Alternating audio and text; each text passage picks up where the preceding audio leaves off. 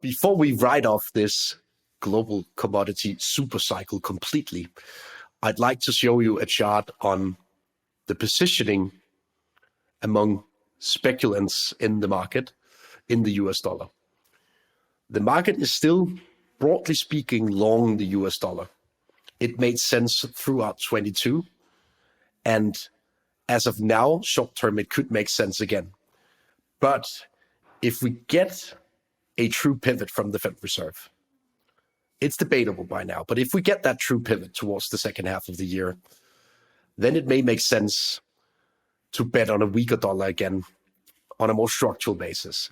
And that could, of course, be good news for the overall commodity complex, and in particular, energy, once we get to that point in time. Hi guys, welcome to the 6th edition of Steno Signals. Still overwhelmed by all of the positive feedback. And last week we talked about how India suffers from the Chinese reopening. But this week we're going to talk about another specific part of the market suffering as a consequence of the Chinese reopening. The darling of 2022, the energy sector, is the weakest performer in the US equity market over the past month. That is interesting given that most pundits told right about everyone to buy energy with an arm and a leg due to this Chinese reopening. It would bring back demand. It would bring back momentum for commodity markets in general, but so far we are yet to see it. So why is that? We will spend the next 20 minutes elaborating on the energy complex and why we don't see a strong rally in energy as a consequence of this reopening in China. But before we get to that, I want to show you my chart of the week because I find it really interesting what's going on in Japan right now. We received the latest set of wage numbers out of Japan this week, and the nominal wage growth in Japan is now close to 5%. So it's even above inflation in Japan, which is currently running just above 4%. This is interesting because it's the first time in decades that we've seen true wage pressures, true inflation pressures in Japan. And that's one of the things that I've highlighted so far this year, that the Chinese reopening would spill over to surrounding countries from an inflation perspective. And we see that right now in Japan. We also see it in Australia. And we see it in other surrounding countries with a big trade tie to China. So keep your eyes on Japan and the Japanese central bank, because at some point they will have to throw in the towel on their ultra easy monetary policy due to this inflation spike. And the wage data this week only emphasizes that point. And I think it is linked to this Chinese reopening that we've been talking a lot about so far this year. But interestingly, it seems as if the momentum in commodity markets on the back of this reopening is dwindling as we speak. If you look across the commodity complex, most commodities have had a terrible week, and even metals have lagged from a performance perspective this week. I think it's related to some of the rhetoric out of the Federal Reserve, but it's probably also related to a lack of momentum in the Chinese buying of these physical commodities.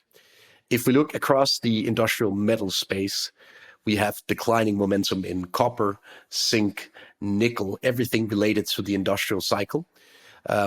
Those commodities had a very strong Q4 and also a very strong beginning to 2023, but now the momentum is fading a little bit. And why is that if China is truly reopening? It could be that we, the clients in the West, do not buy enough to keep the momentum going in the Chinese industrial production. Ultimately, we are the clients. So China is the manufacturing hub and we buy the goods produced in China. So if the end consumer in the West is still not buying more from a momentum perspective, it will ultimately also lead to a dwindling momentum in this Chinese reopening story. And I actually think that is what is happening right now as we speak. Hi, I'm Raoul Pal, the CEO and co-founder of Real Vision. The financial world is a complicated world right now. It's a really complicated macro picture, and there's a lot of risks. Real Vision and our YouTube channel help you navigate those risks. So subscribe now to the channel and never miss an update. There is simply too much going on. So subscribe now. Thank you. I also told you to be aware of an interesting correlation between Chinese activity and the commodity complex. When I look at what I call beta in commodities to Chinese activity, I note that industrial metals tend to perform when the Chinese activity is on an upwards slope, while energy is at the bottom of the leaderboard in the commodity complex when China gains momentum. You can see that in the table here with 10 years of data between the Chinese Purchasing Manager Index, so a gauge of the activity in China, and then the subsequent move in commodity space. We have metals on top of the leaderboard, and we have energy towards the bottom, in particularly energy in Europe, but also US energy suffers from a activity momentum in China. Why is that? That doesn't really make sense on the surface, does it? I mean, when China is open for business, you would expect China to buy more energy commodities to keep the engine running. But I think it relates to China being a very centralized economy and an economy that can dictate commodity trends ahead of major activity turning points. So what we saw in China in Q4 was a major buildup of inventories of gasoline and oil. That is interesting because that was essentially ahead of the actual reopening. So I guess as soon as the authorities in China started pondering whether to reopen the economy or not, they also considered whether to fill up the inventories with gasoline and with crude oil ahead of the actual reopening to ensure that prices wouldn't spike as soon as activity spiked. And that was essentially what happened into the latter parts of last year. China bought ahead of the reopening, and they bought a lot of oil. And interestingly, they didn't buy copper and industrial metals to the same extent. So inventories of industrial metals in China remained relatively low through Q4. What we see now on the latest data from China is that these inventories of, for example, gasoline, they start to dwindle. So far, I consider it a consequence of China actually allowing further exports of refined products in energy space, so gasoline, for example, since they have too much in storage. But if this trend continues, it's certainly something to watch. But for now, China is actually flooding the global market with cheap gasoline, as they have plenty of gasoline stored already. The inventories of industrial metals have started to rise. So I'm also on the watch for inventory data on industrial metals, because that could alter my positive view on industrial metals relative to energy commodities if China manages to build up a larger storage of industrial metals over the coming months here. The consequence is rather clear in equity space. If we look at the US equity market over the past month, we have energy towards the bottom of the leaderboard alongside some of the so-called defensive sectors, so consumer staples, healthcare, etc. But you also notice that materials and industrial companies, they have performed decently well so far this year, at least relative to energy. And I think it is linked to this discrepancy between the price action in industrial metals relative to energy commodities such as natural gas and oil so far this year. Natural gas is almost halved in price just since 1st of January, while the oil price is moving nowhere relative to the latter parts of last year. And if we look at just the last week, energy is the only sector not performing at all. Otherwise, equities are up relative to just 7 to 10 days ago, but energy is not, which is a clear indicator that the Chinese reopening is not bullish for energy, for now at least. If we look across this energy complex in equity space, I found a really interesting pattern across all geographies, basically. If we look at earnings expectations for energy stocks relative to the most recent set of realized earnings, then we have a major negative spread now. So the average equity analyst now expects earnings to decline materially in the energy space. That is obviously a reflection of falling prices, natural gas prices down, oil prices down, leading to less earnings in these companies. But it's also a warning signal of what I call margin compression in this sector.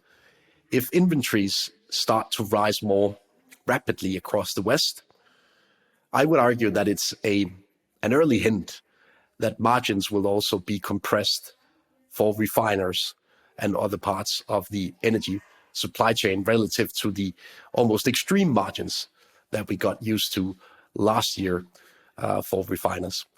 So for now, the momentum is clearly building in a negative direction for the expectations around the energy sector.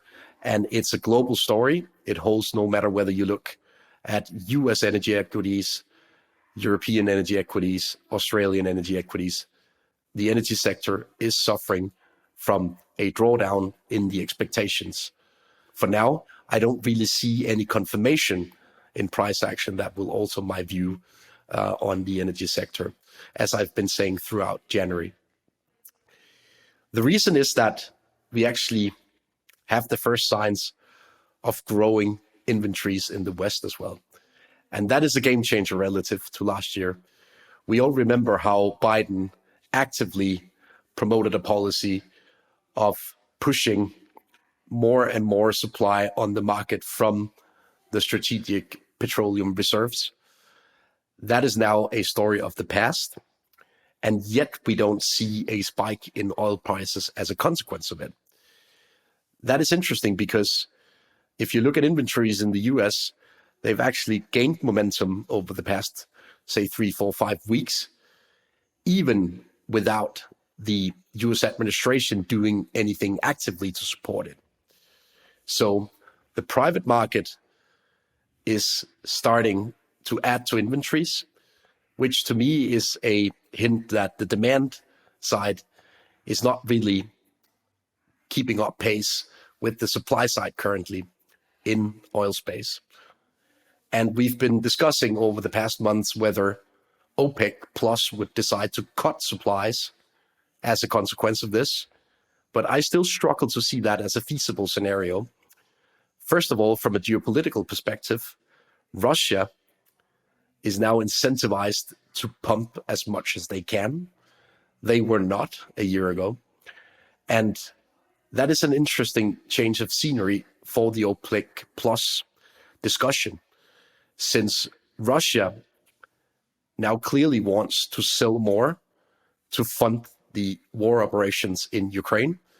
And the lower the price goes, the more the Russians are incentivized to keep pumping, to keep the nominal income intact. And if you look at the demand side of the Russian oil and gas supply, the two major clients left for Russia are India and China. And I would suppose that China tells Russia not to contain supply, given that China is reopening right now. So why would they accept Russia containing supply at a time where Chinese demand will probably slowly but surely increase?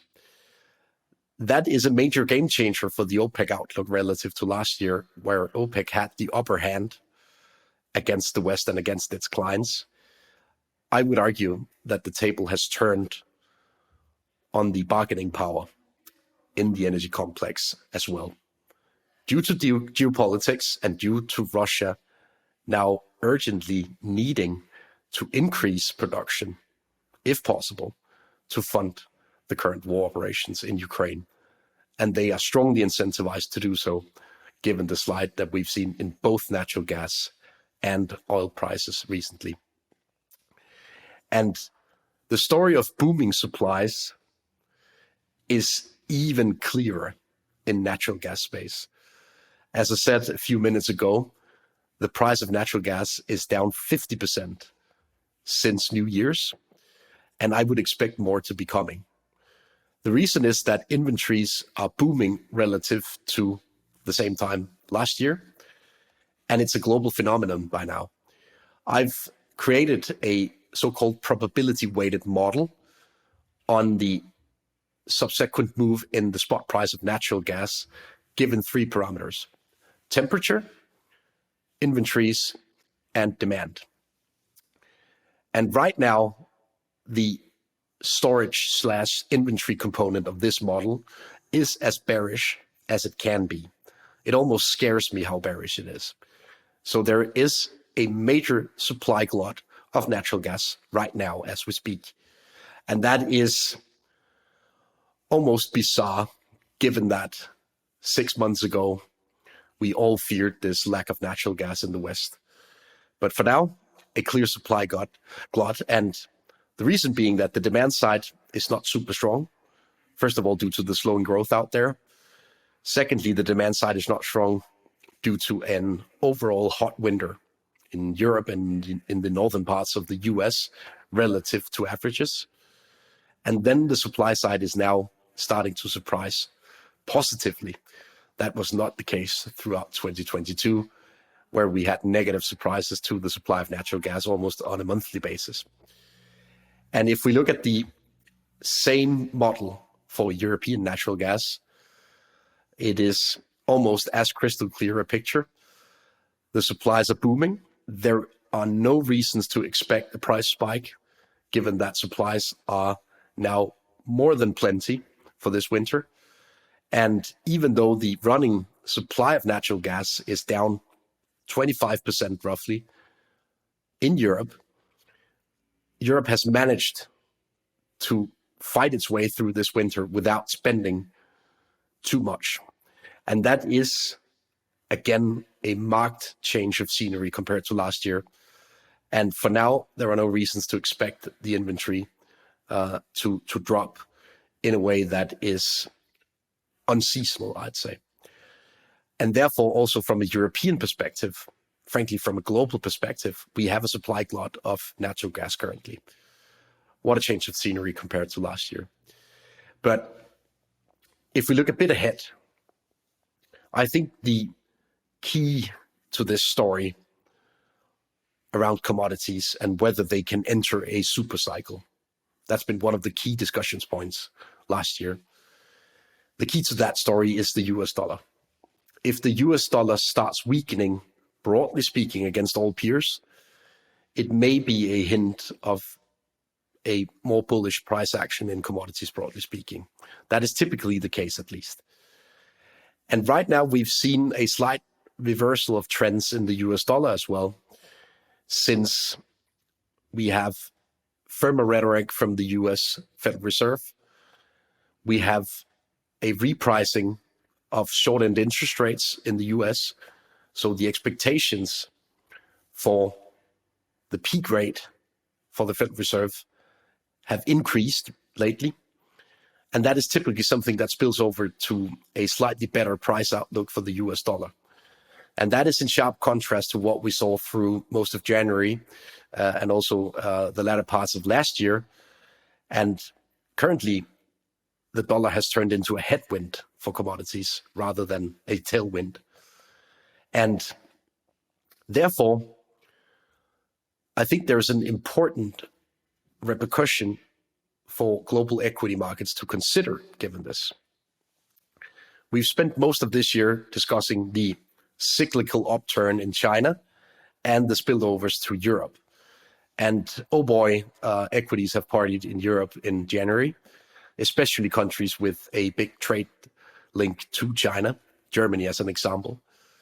And if we look at so-called cyclical equities in Europe, consumer discretionary, to take an example, so luxury goods, they've partied like there's no tomorrow through January. Gains of plus 20% in many instances. And they've also outpaced other parts of the European equity space by miles so far this year, and also, by the way, through parts of Q4 last year. The interesting thing is that we haven't seen the same repricing of cyclical equities in the US relative to the rest of the equity market.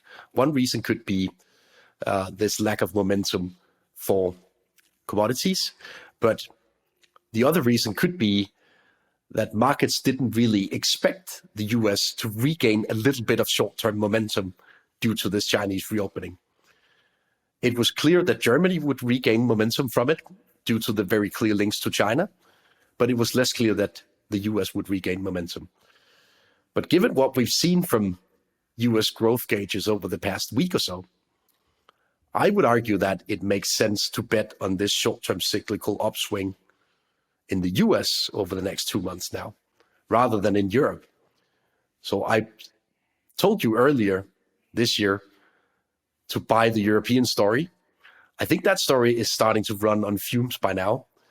So I would rather expect spillovers to the US equity space and cyclical US equities relative to more defensive sectors as a consequence of lacking exposures to Europe and China.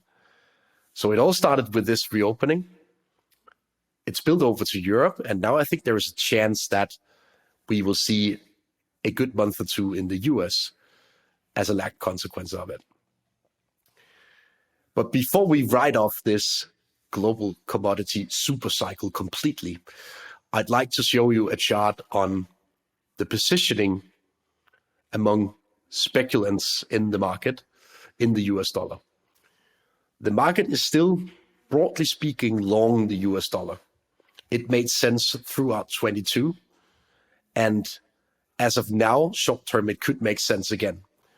But if we get a true pivot from the Fed Reserve, it's debatable by now, but if we get that true pivot towards the second half of the year, then it may make sense to bet on a weaker dollar again on a more structural basis. And that could, of course, be good news for the overall commodity complex, and in particular, energy, once we get to that point in time. But for now, I think the safest bet in the commodity space is to remain long industrial metals. Industrial metals have clearer links to the Chinese reopening. They have clearer links to the German industrial compact. And therefore, it is a better choice if you want to be long this commodity super cycle, to be long industrial metals than to be long energy. And energy has been the worst performer lately in the US stock market. So I was right when I told you that the Chinese reopening was not a positive for energy. I will keep you posted on this story week in and week out in Steno Signals. But for now, I'd like to remind you that this is just a window into my thinking and my methodologies. I cannot guarantee you that you have the same risk horizon or risk appetite as I have, but I can guarantee you that I will be back next week with more from the global macro space and how to trade it. Thank you for watching. We hope you enjoyed the video. At Real Vision, we help you understand the complex world of finance, business, and the global economy with in-depth analysis from real experts. Join the revolution at realvision.com.